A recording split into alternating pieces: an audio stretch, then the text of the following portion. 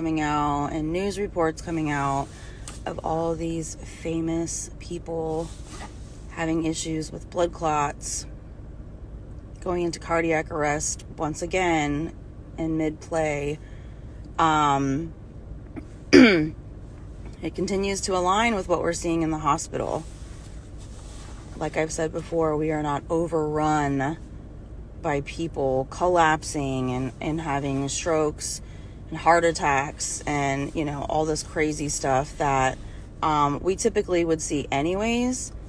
But we are seeing a significant and sharp rise in admissions with people who are seemingly otherwise healthy that happen to have multiple vaccinations that are coming in with strokes and heart attacks.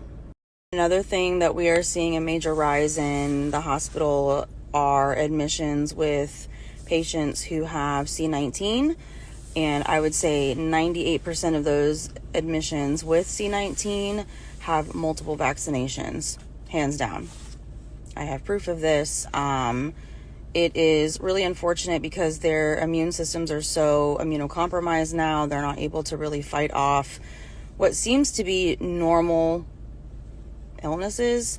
They repeatedly keep coming back. They're being diagnosed with long haul COVID, having issues with breathing and keeping their oxygen, saturation up where it needs to be. I'm also seeing where I work, a lot of the employees that have been out. Multiple people I've run into have said that they've been out with COVID. And again, almost 100% of them are 100% vaccinated with 3 or more vaccines.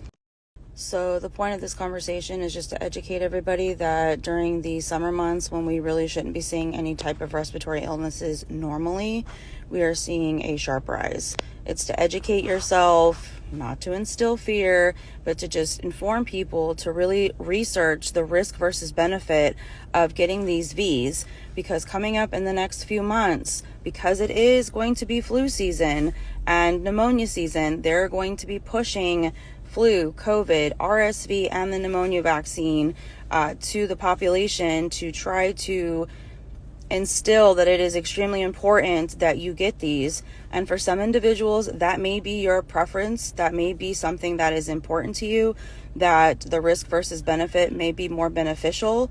But overall, I would say to really research these claims and make sure that this is appropriate, because everything does have side effects.